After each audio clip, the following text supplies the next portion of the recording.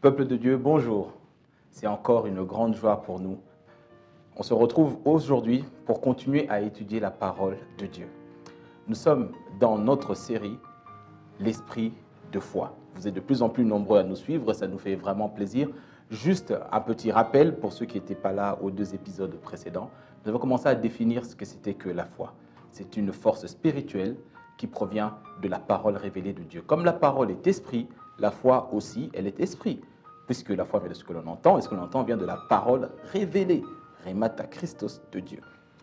On a vu aussi que Dieu donne une mesure de foi à tous les chrétiens dans Romains chapitre 12.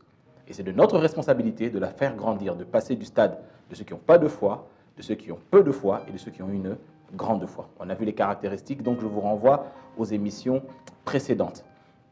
Et on a vu aussi, on a commencé à rentrer dans la profondeur de la parole de Dieu, 2 caractéristiques de la parole que la parole de Dieu nous fait découvrir quand on parle de l'esprit de foi, c'est que l'esprit de foi te permet de parler le langage de l'impossible possible et qui te met en mouvement.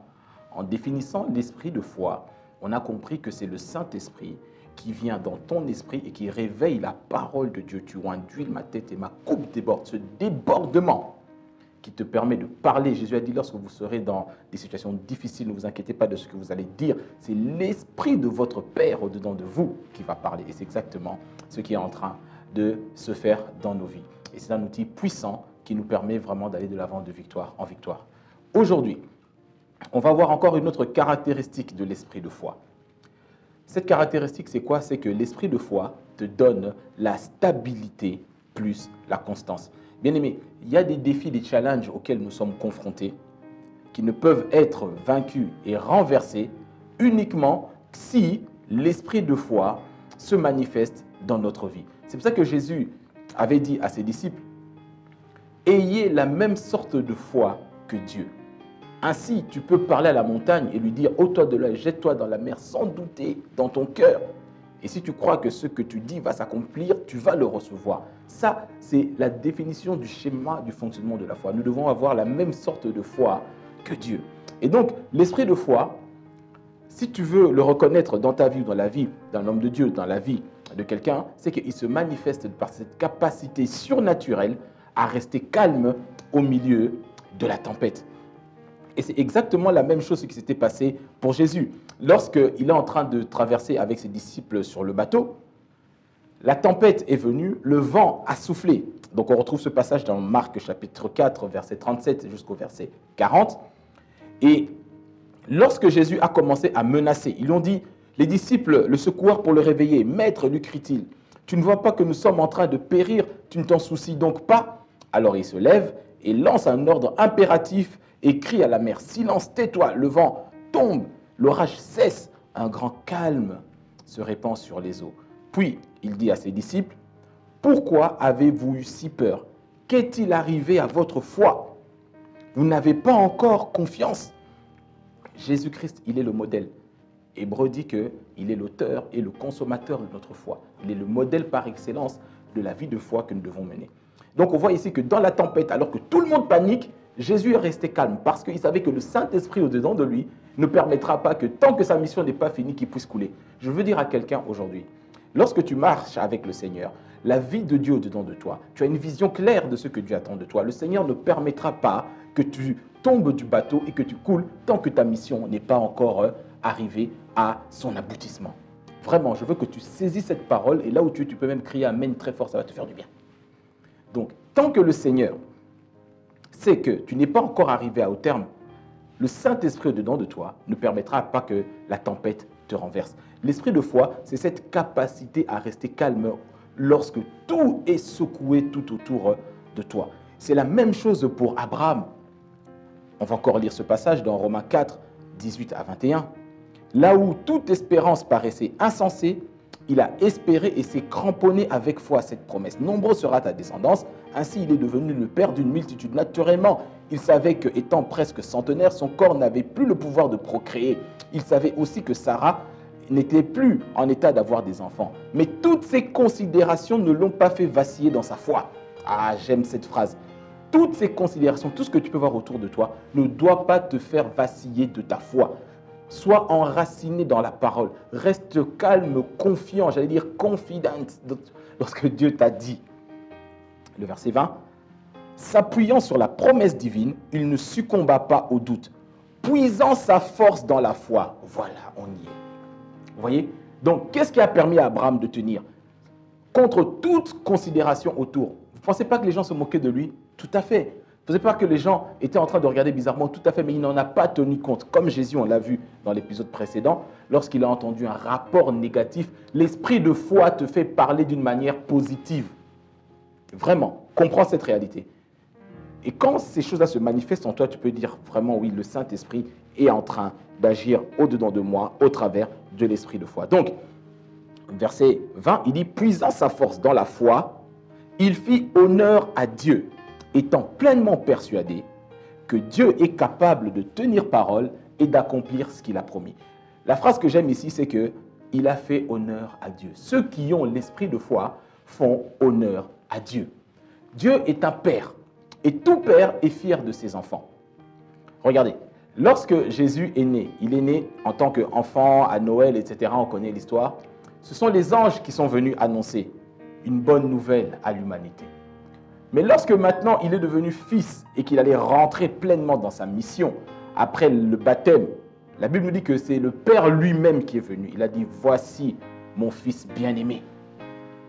Après la transfiguration, lorsque Jésus monte de niveau dans la puissance, il parle encore et dit, celui-ci est mon fils. Dieu aime se vanter de ses enfants comme tout père naturel. Et l'élément dans lequel Dieu se retrouve et qu'il a fierté dans notre vie, c'est la foi. Cette capacité à dire que Dieu est tellement puissant qu'il est capable de tenir les promesses. Je ne sais pas quelle promesse il t'a promis, je ne sais pas quelle chose tu attends de la part du Seigneur, quelle impossibilité tu traverses, mais laisse-moi te dire, tant que tu restes ferme, stable dans la foi, tu fais honneur à Dieu. Tu fais honneur à Dieu et tu fais peur à l'ennemi. Et c'est exactement la même chose. J'aime aussi cet exemple avec l'apôtre Pierre. Lorsqu'il a été arrêté parce que ça faisait plaisir aux Juifs qu'on arrête les chrétiens et qu'on allait le tuer, la Bible nous raconte que Pierre était en prison. Non seulement il était en prison, mais ce qui est extraordinaire, c'est qu'il était enchaîné avec 2 gardes, un à gauche, un autre à droite. Il dormait et le lendemain, il devait être exécuté. Mais la Bible nous dit ceci, parce qu'on connaît ce passage, je vous donne juste la référence, vous la lirez chez vous, c'est dans Acte 12, verset 6 et le verset 7. L'apôtre Pierre dormait au milieu de ses gardes en sachant qu'il allait être exécuté le lendemain.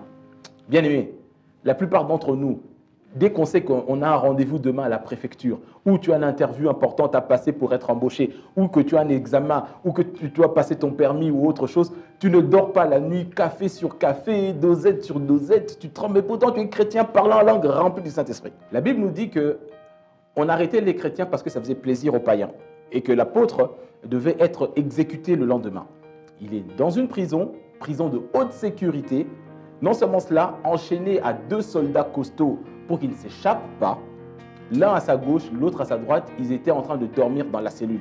Donc une surveillance vidéo au naturel, plus. Mais non seulement ça, la Bible nous dit que Pierre était en train de dormir calmement. La plupart d'entre nous, lorsqu'on a un rendez-vous à la préfecture, lorsqu'on a un examen à passer, le permis ou une évaluation, le lendemain, la veille, on ne dort pas. On ne dort pas, on tourne dans tous les sens, café sur café, dosette sur dosette, etc. Mais Pierre ici, il savait que sa vie était en jeu, mais il dormait calmement. Pourquoi? Parce qu'il avait confiance dans son Seigneur. Et c'est ça que j'appelle l'esprit de foi. Elle se démontre par cette caractéristique à rester calme au milieu de la tempête, au milieu des combats. Il y a des épreuves, bien aimées. Si tu n'as pas cet esprit de foi, bien qu'ayant le nom de Jésus dans ta bouche, ça ne marchera pas. Parce qu'il y a des géants, il y a des grands géants et des petits géants. Voilà, on peut dire ça comme ça. Il y a certaines épreuves sur lesquelles tu ne peux pas passer au-dessus si tu n'es pas animé ni rempli de l'Esprit de Dieu. Donc, l'ange arrive dans la pièce, il éclaire la pièce, Pierre est toujours en train de dormir. Et la Bible nous dit, regardez au verset 7, il nous dit, tout à coup, un ange du Seigneur apparut, inondant la cellule d'une vive lumière. L'ange secoua Pierre pour le réveiller. Ça veut dire qu'il dormait tellement profondément, il avait tellement confiance en son Dieu que ça ne lui faisait même pas peur. Bien aimé, c'est à ce niveau-là que le Seigneur nous attend, toi et moi, chrétiens de la fin des temps. Le Seigneur réserve toujours le meilleur pour la fin. Aujourd'hui, nous sommes face à des challenges, face à la mondialisation, face à la précarité, face à des maladies bizarres, face à des... Nous, chrétiens, nous devons être stables au milieu de tout ce qui bouge. Et l'élément qui nous permet d'être stables, comme Abraham qui n'a pas vacillé, mais qui est resté ferme dans sa foi, c'est l'esprit de foi qui agit dedans de nous. C'est pour ça que Paul est capable de dire, dans notre passage de référence, il dit, nous sommes animés de ce même esprit de foi. Nous croyons, voilà pourquoi nous parlons. L'apôtre Paul, lorsqu'il était dans le bateau, dans Actes 27, tout le monde était déprimé, la tempête a duré des jours et des jours, ils pensaient tous qu'ils allaient mourir. C'est dans Actes chapitre 27, 14 à 26.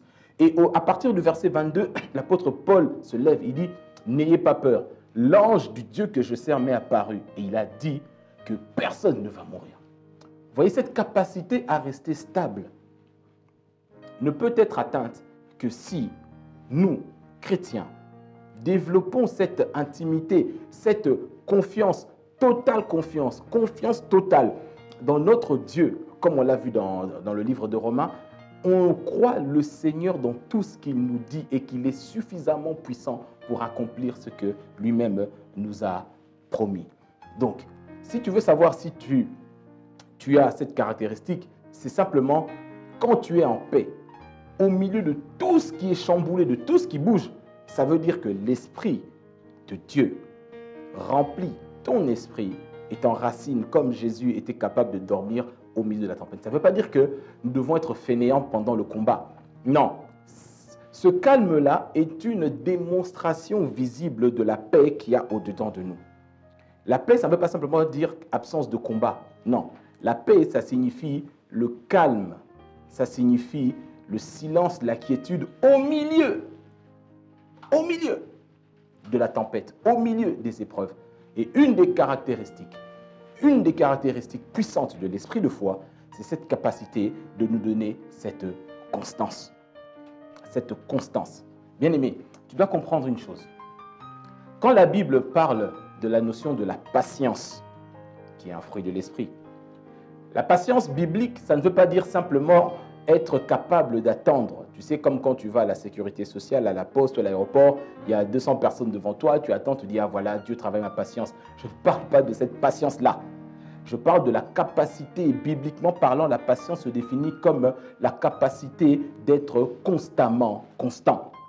Tu es le même avant, pendant, après, te reposant sur ce que la parole de Dieu dit que tu es. Le problème aujourd'hui, pourquoi nous, chrétiens du 21e siècle, on manque d'efficacité, c'est parce qu'on n'arrive pas à utiliser notre foi de la même manière que les chrétiens de l'Église primitive le faisaient. On a trop de bien-aimés qui sont remplis d'amour pour le Seigneur, mais en réalité, ils n'ont pas de foi, parce qu'ils font beaucoup de choses avec un zèle naturel à cause des échecs, leur foi est morte, dépérie. Il y a des chrétiens qui ont peu de foi, c'est-à-dire qu'ils s'investissent tellement peu à lire, à méditer la parole, parce que la foi sans la parole, elle ne peut pas fonctionner. Et donc, quand les combats arrivent, ils échouent directement. Et on a aussi, heureusement, des chrétiens qui ont une grande foi. Et on a encore de nos jours des témoignages, des miracles, des résurrections, des guérisons, des choses extraordinaires qui arrivent parce qu'on a des bien-aimés qui sont remplis de cette foi. Mais moi, je vais t'amener encore dans un niveau supérieur à agir, à fonctionner avec la dimension de l'esprit de foi. Les chrétiens qui sont remplis de l'esprit de foi font peur à Satan, font peur à l'ennemi et font peur au monde parce qu'à eux, rien n'est impossible et rien ne peut leur résister. Nous allons voir prochainement que l'esprit de foi nous permet d'amener le jugement de Dieu contre tout ce qui combat notre vie et qui est contraire à la volonté de Dieu en nous. L'esprit de foi, c'est l'esprit de force. J'avais expliqué ça lorsqu'on a défini l'esprit de foi. C'est la force que Dieu met au-dedans de nous. Il fait partie des 7 esprits de Dieu. L'esprit de force, l'esprit de la crainte de l'Éternel. Aujourd'hui, nos églises ont besoin d'hommes et de femmes remplis de cette force. Pour terminer, je veux simplement encourager quelqu'un. Te dire que l'évangile que nous prêchons n'est pas un évangile de condamnation. Non, c'est un évangile qui relève celui qui est faible, qui relève celui qui est tombé. Il est encore temps. L'Église a besoin de toi. Le Seigneur a besoin de toi. Mets-toi debout, mon frère. Mets-toi debout, ma sœur. Il est temps que tu sois rempli du Saint-Esprit et que tu puisses vivre la véritable vie que Dieu attend. Il est temps maintenant de te laisser remplir de la parole de Dieu. Il est temps maintenant de te laisser remplir du Saint-Esprit pour que tu sois efficace. Le Maître a besoin de toi. Mais tu ne peux pas remporter de victoire contre Goliath si tu n'es pas armé. Et le but de ce passage, le but de cet enseignement, c'est de t'équiper de cette notion. C'est pour ça que la Bible nous dit 4 fois que le juste vivra par la foi. Et l'esprit de foi te fait fonctionner dans cette dimension. Je ressens dans mon esprit le désir de prier pour toi là où tu es. Et c'est ce que nous allons faire ce soir, ou ce matin. Ça dépend le fuseau horaire dans lequel tu nous suis. Mais le Saint-Esprit, lui, il ne dort pas. Il ne sommeille ni ne dort, n'est-ce pas? Alors, on va se joindre, on va se mettre en accord et nous allons prier. Père éternel, au nom de Jésus-Christ, par le Saint-Esprit, répands ta puissance dans la vie de tous tes enfants qui sont en train de me suivre maintenant, au son de ma voix. Que le faible devienne fort et qu'il puisse dire qu'il est fort au nom de Jésus-Christ. Que celui qui était fatigué puisse se relever. La Bible dit que ceux qui se confient en l'Éternel renouvellent leur force. Ils prennent leur envol comme des aigles. Ils courent sans se fatiguer. Ils marchent sans s'arrêter. Que cet esprit-là maintenant remplisse ton âme, remplisse ton esprit, remplisse ta vie là où tu es et que tu puisses voler maintenant de victoire en victoire au nom de Jésus. Bien-aimé, c'est un moment extraordinaire. Il nous reste encore un épisode à partager ensemble. Je t'invite à nous rejoindre la prochaine fois pour que nous puissions clôturer toute cette série d'enseignements sur l'esprit de foi. Il y a encore beaucoup de choses. Ce que j'ai partagé avec vous aujourd'hui, c'est vraiment une infime partie de ce que Dieu m'a révélé sur cette notion de l'esprit de foi. Il y a beaucoup de caractéristiques, mais nous en verrons une lors de la dernière émission. Je suis vraiment content. Que le Seigneur vous bénisse. À très bientôt. Que le Seigneur vous bénisse encore.